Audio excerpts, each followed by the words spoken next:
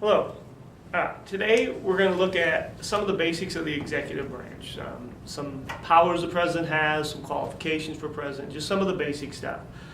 And then we'll apply some of those things later on this week when we start looking at checks and balances. You should be on the executive branch notes, page 9 of your note guide. And we're going to start with just some simple stuff, term of office. Now most of you know that the President of the United States is elected for 2 4-year terms, or they can be elected for 2 4-year terms. When the Constitution was written, there wasn't any term limits. In fact, the founders left that completely up to the voters to decide.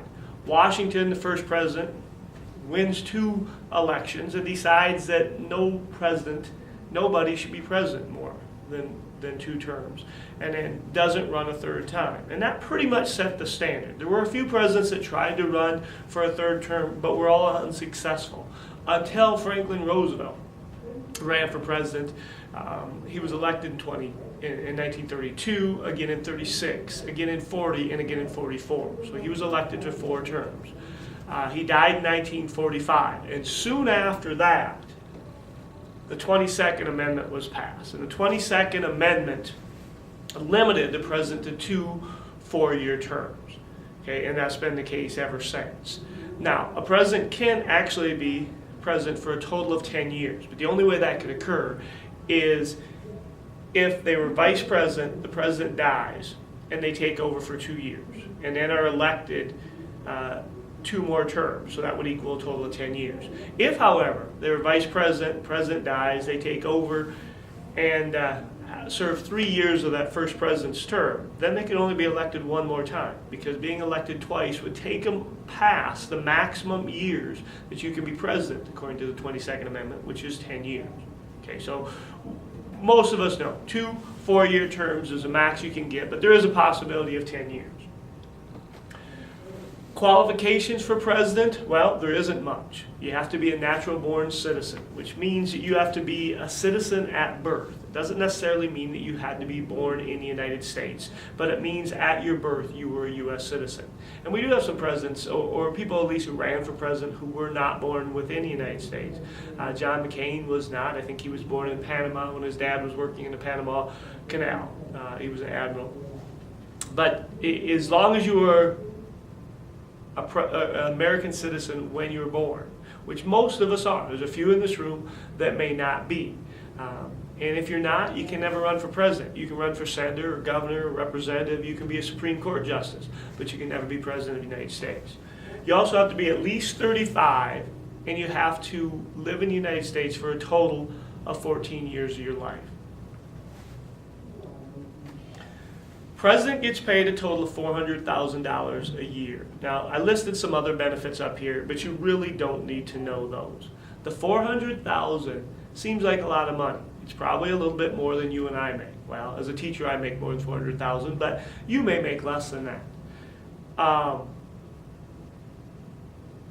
Why is it so low? I mean, it doesn't seem low, but if you compare it to, I don't know, actors, actresses, CEOs of companies, sports stars, they make way more.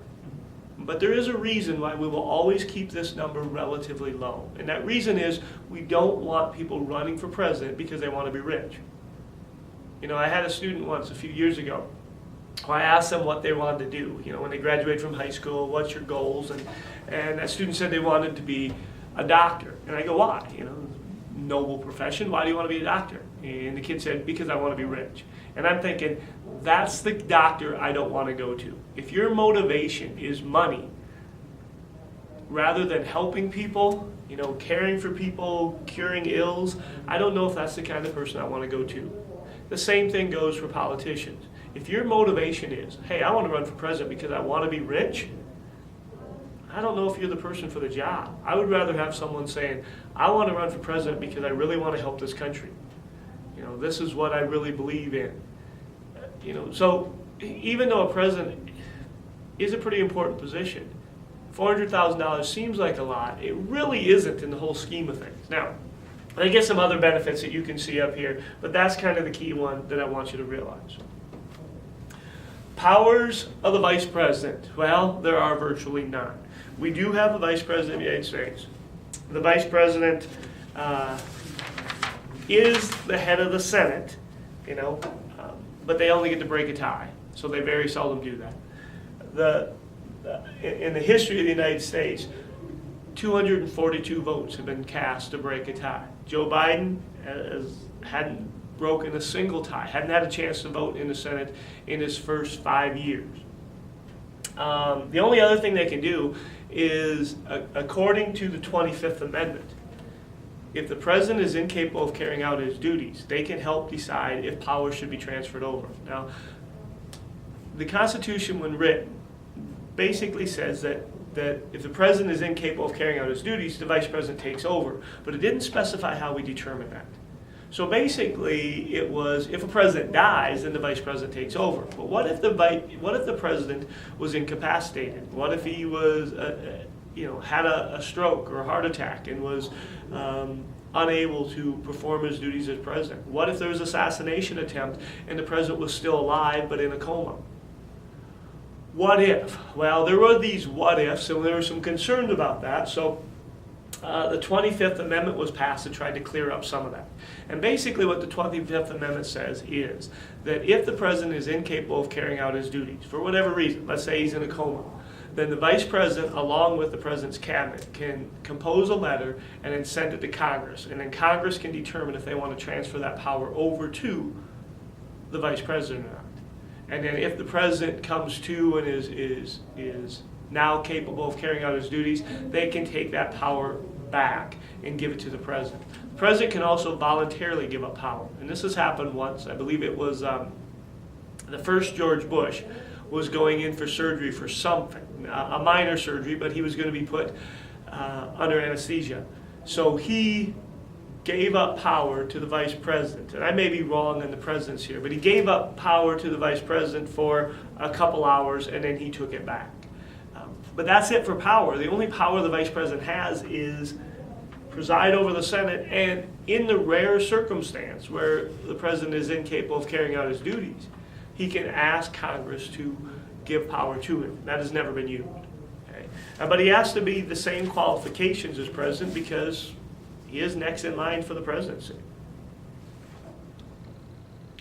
The President of the United States has a number of powers. Some of them we've talked about in this class before, some we have not.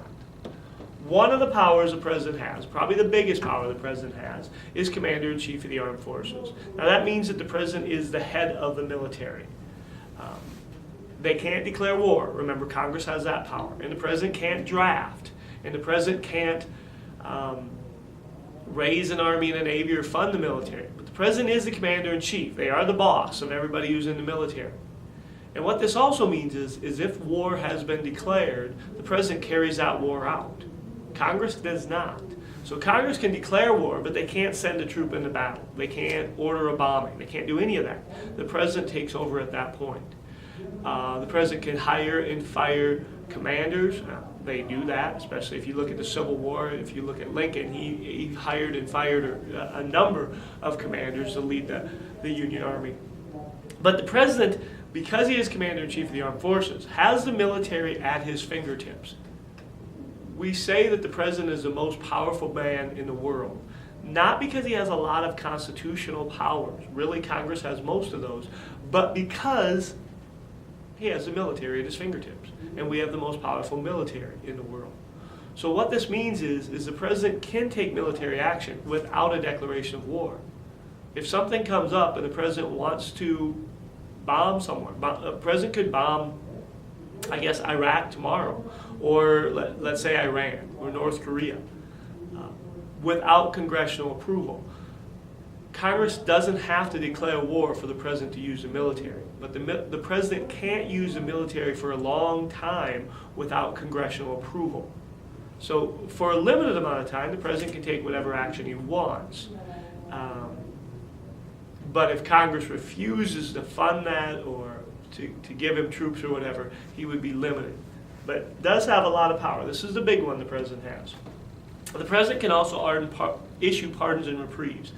Now, there are some limits on this. This is only for federal crimes, not for state crimes. Now, a pardon is a forgiveness of punishment. So let's say that you're in prison for whatever crime you committed. Okay, a federal crime, federal tax evasion crime. The president could, if he wanted to, pardon you of that crime. That would release you from prison, wipe that off your record. He could do that. Or a reprieve, or sometimes called commuting a sentence. And that would be to let you out of prison or change the sentence to something else without actually pardoning you of that crime. Now, you say, why? Why would we have a power like this? Well, it was kind of a what if. What if the judicial branch became corrupt? What if the judicial branch was wrongfully convicting people of crimes? Well, then the what if is, well, the president could then release them from prison. Presidents do use pardons. I think probably every president, or just about every president, has pardoned different people. Lots of times they're after the fact pardons. It might be somebody who was convicted of, let's say, a federal drug offense when they were 19 years old.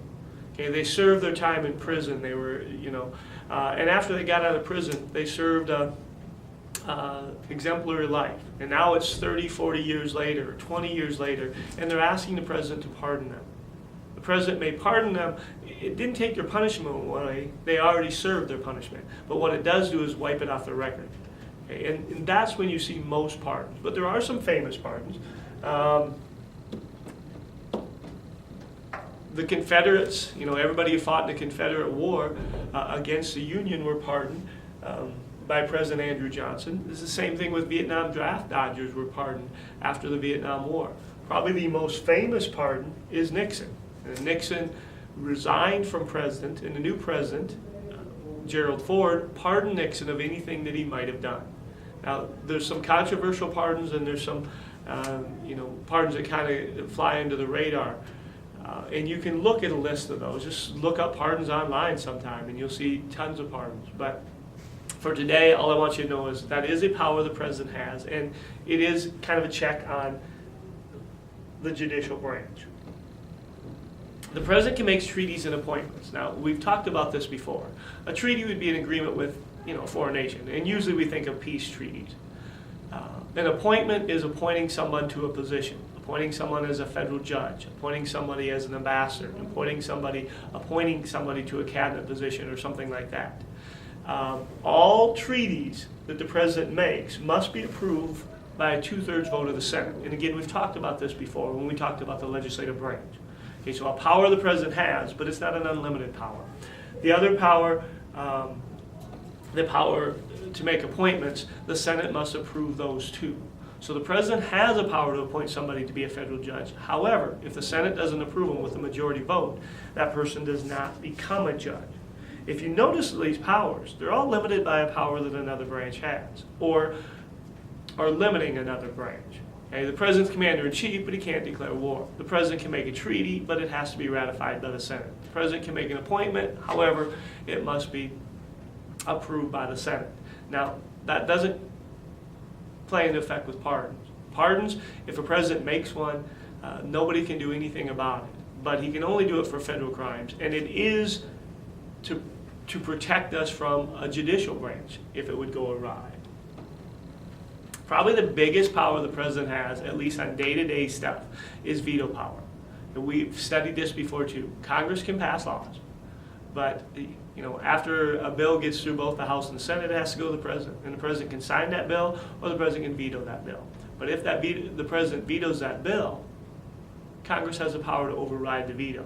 But because most vetoes are not overridden, in fact, if you look at the history of the United States, 96% of presidential vetoes stand. Only 4% are overridden. So this veto power becomes kind of a big power that the president has. The president can get some things in the legislation just by a threat of a veto. Add this to this bill or I'm going to veto it. Congress can decide to add that or not. But most of the time they don't have the numbers to override that presidential veto.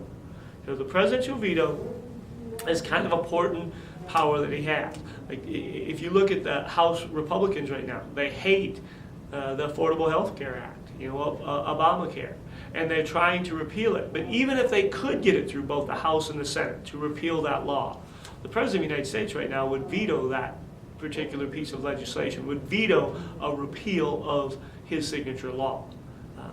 So even if they could, they aren't going to get it accomplished, and they certainly don't have the numbers to override that veto. It is an important power that he has. There's only two other things that the Constitution gives for powers to the president. One is to fill vacancies for a temporary time. We refer to this as recess appointments. It's not used much anymore, but let's say Congress wasn't in session and the president wants to appoint someone to be a federal judge. Well, if Congress is not in session, they can't approve them. This gives the president the power to do that. They don't use it much because Congress is almost always in session now, but they weren't, or that wasn't anticipated when the Constitution was written. And the other one is to call a special session of Congress, and again, Congress is almost always in session, so we don't need to do this. But let's say that it was an emergency. Something happened, a natural disaster, and we needed some money to help fund this. Well, only Congress can spend money. But let's say Congress is taking a 3-month break. The president could call them back to Washington just to deal with this particular issue. Again, we don't see this because Congress is always in session, or at least almost always in session. And that is all we have on the presidential power. On another day, we'll look at checks and balances and how those powers that the president has are limited by powers given to another branch.